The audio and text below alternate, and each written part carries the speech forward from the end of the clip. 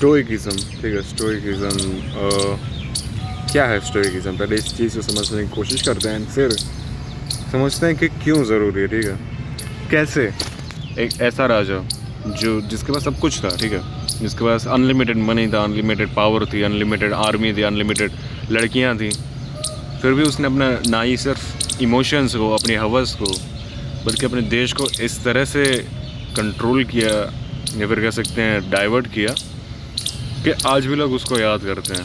And जिसकी कही हुई एक एक बात लोग आज भी अपने प्रिंसिपल अपने लाइफ में उतारना चाहते हैं, ठीक है।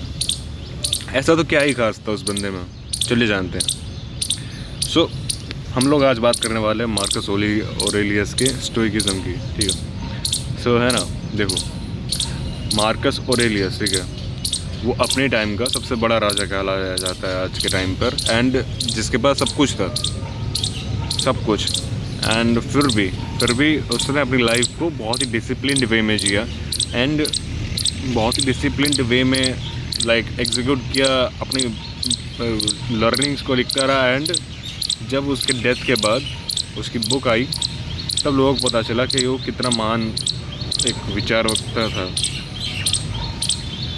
बहुत ही कम राजा होते हैं जो अपनी ग्रीड के आगे कुछ भी देख सकते हैं, बहुत ही कम लोग होते हैं जो अपनी ग्रीड के आगे कुछ देख सकते हैं। मान लो अगर मैं आपको कल बहुत पैसा दे दूं, इतना पैसा कि आप जानते हो कि आप पूरी ज़िंदगी भी खर्चा करो तो भी ख़त्म नहीं होगा। मैं आपको एक बड़ी सी आर्मी दे दूं, ठीक है, इतनी बड़ी आर्मी कोई भी देश को कॉन्कर कर सकती है। एंड मैं आपको अनलिमिटेड पावर दूं लड़कियों के साथ, तो आपको क्या लगता है आप क्या करोगे?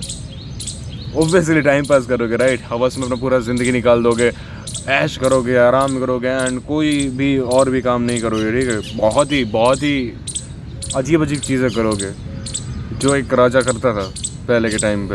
एंड उस टाइम पर एक ऐसा राजा होना जो जनता की सुने, एक ऐसा राजा होना जिसके पास लक्ष्य यही हो कि मेरा प्रजा खुश रहे, मेरी प्रजा खुश रहे मेरे से। एंड ऐसा राजा होना जो इतिहास में अपना नाम लिख जाए, बहुत ही बड़ी बात हुआ करती थी, ठीक है। क्योंकि तब सारा कंट्रोल राजा के हाथ में हुआ करता था। अगर वो चाहे तो कोई भी मंत्री, कोई भी प्रजा का, कोई भी सब लोग उसके सामने सर्वेंट होते थे। अगर वो चाहे तो किसी की भी बात नहीं सुनता, ठीक है। फिर भी उसने सुना। एंड कोई ना कोई रीज़न तो होगा ना कि आप मान लो एक पहाड़ है, ठीक है, आप पहाड़ की इस तरफ हो जहाँ पर आपको आपके पास कुछ नहीं है, ना ही इतना पैसा है, ना ही पावर है, ना ही लड़कियाँ हैं, ना ही लोग हैं आपके साथ जुड़े हुए, ठीक है। और पहाड़ की उस तरफ वो बैठा है, और फिर भी वो तुम्हें डिसिप्लिन्ड लाइफ जीने की एडवाइस देता है। पर क्यों?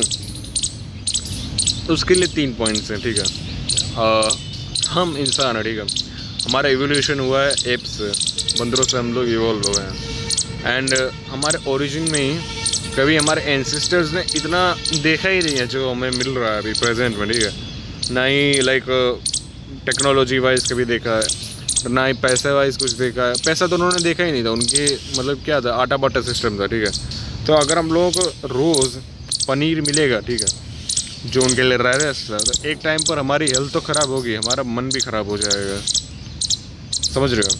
हमारा मन ऊब जाएगा, हमारा मन ओवर हो जाएगा। अगर मैं आपसे रोज़ कहूँ कि रोज़ आपको मैं हर रोज़ 2 लड़कियाँ दूंगा, ठीक है, जाओ संभोग करो जाके, आपको क्या लगता है कितने दिन में आप थक जाओगे? 15-20 दिन में आप थक जाओगे, कहोगे कि यार मेरे को इस ज़िंदगी से निकलना ही नरक है। क्योंकि हमारा दिमाग बना ही नहीं है उस चीज़ के लिए। हमारा दिमाग बना है किसी एक महिला के साथ या फिर 2 महिला के साथ रहने के लिए। या फिर हाँ, जानता हूँ कि साइंटिस्ट ने एक्सपेरिमेंट किया इसमें, रेट एक्सपेरिमेंट में जब महिलाएं बदलती हैं, अपना जो इजैकुलेशन टाइम होता है वापस से ठीक हो जाता है, वापस से स्पीड में आ जाता है। पर हमारा दिमाग तो उस तरह ट्रेंड नहीं हुआ ना। हमारा दिमाग ट्रेंड हुआ है मोस्टली 15-20 लड़कियों के लिए मैक्सिमम लाइफ में। लेकिन तुम पॉर्न देख रहे हो, ठीक है, जिसमें तुम हर दूसरे दिन हर तीसरी लड़कियाँ 3-3, 4-4 लड़कियों के वीडियोस देखते हो। तुम्हें क्या लगता है तुम्हारा दिमाग कैसा सिमुलेट होगा, कैसे उसको ट्रेनिंग मिलेगी? या फिर सोच कर देखो तुम्हारा दिमाग ट्रेन किस चीज़ के लिए हो रहा है? तुम्हारा दिमाग ट्रेन हो रहा है किसी और को सेक्स करते हुए देखकर खुद इजैकुलेट करने को। क्या ये सही है किसी भी तरीके से? तुम्हें क्या लगता है, क्या ये सही है किसी भी तरीके से? या फिर तुम्हारा दिमाग किस तरह से ट्रेन हो रहा है कि मैं जितना हो सके उतना मीठा खाऊं, जितना हो सके उतना ज़्यादा खाऊं? तुम्हें लगता है तुम्हारे पूर्वज ऐसा किया करते होंगे? तुम्हारे पूर्वजों को मुश्किल से एक टाइम का खाना मिलता था, वो भी पूरा दिन मेहनत करने के बाद। तुम्हारी बॉडी ही तुम्हारा साथ नहीं देगी, पहला पॉइंट ये है। दूसरा पॉइंट है तुम्हारा दिमाग तुम्हारा साथ देना बंद कर देगा। जब तुम उसको ओवर सिमुलेट कर दोगे, तुम्हें खुद ही ना ही तुम कुछ साफ साफ सोच पाओगे, ना ही तुम साफ साफ कुछ कर पाओगे। एंड उस पर से फिर तुम खुद को ही कोसने लगोगे। फिर जहाँ पर प्रॉब्लम्स नहीं होंगी ना, वहाँ पर भी तुम प्रॉब्लम्स ढूंढने लगोगे। ये ब्लू डॉट की तरह काम करता है। अगर आपने मेरी ब्लू डॉट की थियरी सुनी हो तो ठीक है, नहीं तो मैं अभी बता देता हूँ स्मॉल में। ब्लू डॉट इफेक्ट क्या कहता है कि जब है ना लाइफ में प्रॉब्लम्स का लेवल नीचे गिरता है ना, मान लो कि पहले मेरे पास प्रॉब्लम थी कि मेरे पास खाना ही नहीं था, मेरे पास पैसे ही नहीं थे, सैलरी ही नहीं आती थी, ठीक है। एंड अब मेरे पास सब कुछ आ रहा है, सारी प्रॉब्लम्स मेरी सॉल्व हो गई हैं। तो हमारा दिमाग इस तरह से ट्रेन हुआ है कि जहाँ पर प्रॉब्लम्स नहीं होती ना, वहाँ पर भी प्रॉब्लम्स ढूंढने लगे। तो मैं कोसने लगूँगा कोई भी फालतू चीज़ों को, ठीक है। मैं सही में कोई भी फालतू चीज़ों को कोसने लगूँगा। जैसे कि ये डेवलप्ड कंट्रीज़ जो हैं, ठीक है, जिनके पास मोस्टली कोई प्रॉब्लम्स नहीं होती हैं, क्योंकि उन्होंने ऑलरेडी सारी प्रॉब्लम सॉल्व कर लेती हैं। पॉवर्टी हो गया, या फिर मैं इंफ्रास्ट्रक्चर वाइज हो गया, या फिर कोई भी प्रॉब्लम्स हो, क्राइम रेट हो गया। लेकिन अब जो वाकई में प्रॉब्लम्स है ही नहीं, वो उनको सॉल्व करने के पीछे पड़े हैं। और वो तो आप जानते ही होंगे मैं किस चीज़ की बारे में बात कर रहा हूँ, ठीक है। सो आप भी ऐसे ही हो जाओगे, क्योंकि ये इंसान की टेंडेंसी है कि जहाँ अगर उसकी सारी प्रॉब्लम सॉल्व कर दी जाएँ तो वो ऐसी प्रॉब्लम्स बना लेगा जो प्रॉब्लम्स थी ही नहीं फर्स्ट प्लेस। फिर तीसरा पॉइंट आता है कि हाँ, 3 पॉइंट तो हो गए, राइट। फिर आता है कि अब ये करना क्या है, राइट। स्टोइकिज्म के 2 सबसे बड़े मेन प्रिंसिपल्स हैं। पहला प्रिंसिपल कि काम करना है आपको, आप कहाँ पर हो, कैसे हो, फ़र्क नहीं पड़ता। मैं एग्जांपल देख के बात करता हूँ, ठीक है। अगर मैं आपसे पूछूँ आप कहाँ से हो, तो आप क्या कहोगे? आप इंडिया से हो, राइट, या फिर आप अमेरिका से हो, पाकिस्तान से हो, बंगाल से हो, वगैरह वगैरह, राइट। लेकिन अगर कोई स्टोइक का पूछो ना, तो वो कहेंगे मेट्रोपॉलिटन सिटी से हूँ मैं, यानी कि ये पूरा संसार जो है मैं उससे बिलोंग करता हूँ, यानी कि ये पूरा संसार मेरा घर है। अभी इस चीज़ का मतलब क्या है? इस चीज़ का मतलब ये है कि मैं कोई भी परिवार में जन्म लेता हूँ, वो मेरे हाथ में नहीं है, वो मेरे कंट्रोल में नहीं है, ठीक है। लेकिन जन्म लेने के बाद मैं क्या करता हूँ वो मेरे कंट्रोल में है, ठीक है। तो मैं काम करूँगा, मेरी अगर तबीयत ख़राब है तो मैं भी फिर भी काम करूँगा, लॉजिकल डिसीजन लूँगा। मेरे को सोचना है कि अच्छा मेरी तबीयत ख़राब है, तभी लॉजिकली क्या साउंड कर रहा है। एक लॉजिकल इंसान इस सिचुएशन में क्या कर सकता है? दवा ले सकता है। मैं जाऊँगा दवा लूँगा, ठीक है, मैं आलस नहीं करूँगा। अगर दवा लेने के बाद अगर मुझे पता चले कि इस चीज़ का कोई क्योर नहीं है, तो मैं क्या करूँगा? तो फिर मैं बाकी के सारे ज़िंदगी के काम करूँगा और इस चीज़ के ऊपर दुख नहीं व्यक्त करूँगा। ये होता है स्टोइकिज्म, कि जो अपने हाथ में है, जो अपने कंट्रोल में, उसको काम करे जाओ करे जाओ करे जाओ।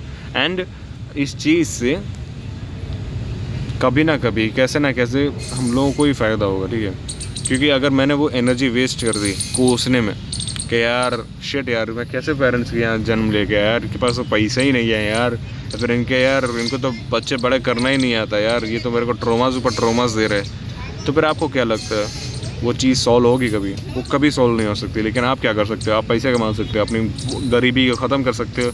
अगर आपको लगता है कि आपके पेरेंट्स टॉक्सिक है तो उनको समझा सकते हो, उनको मना सकते हो, उनको बदल सकते हो। अगर आप वो भी नहीं कर सकते तो आप कहीं बाहर पैसा कमा कर रह सकते हो, उनसे थोड़ा सा दूर, थोड़ा सा नज़दीकियाँ कम करके। पर अगर आप कोसते रहे तो आपको लगता है आप कुछ कर पाओगे? कभी नहीं कर पाओगे कुछ भी, ठीक है। सेकेंड पॉइंट इज़ आपको हर एक चीज़ से डिटैच होना है, ठीक है। मतलब क्या है? मतलब ये है, मान लो मेरा ब्रेकअप हुआ, ठीक है, या फिर मेरे को चोट लगी है। अभी मैं क्या सोचूंगा? अब मैं पूरा एक लूप में फंस जाऊंगा, एक ऐसे फीलिंग इमोशनल लूप में, जिसमें है ना क्या होगा कि मैं सैड फील कर रहा हूँ क्योंकि मेरा ब्रेकअप हुआ है। अभी इसकी वजह से मैं काम नहीं कर पाऊँगा। अभी मैं काम नहीं कर पाया इसलिए मैं और सैड फील करूँगा और गिल्टी फील करूँगा। अभी मैं क्योंकि काम नहीं कर पाया प्लस मेरा ब्रेकअप हो गया तो मैं कोसूंगा खुद को, एंड इसकी वजह से मैं थोड़ा और काम में डिले करूँगा, जिसकी वजह से लोग मेरे को और गाली देंगे तो मैं और सैड होऊंगा। अभी तुम्हें क्या लगता है इस चीज़ से बाहर निकलने का? ऐसे ये कोई सोल्यूशन है? ये कोई रास्ता निकलेगा ऐसा? ऑब्वियसली नहीं निकलेगा, कभी नहीं निकलेगा, राइट।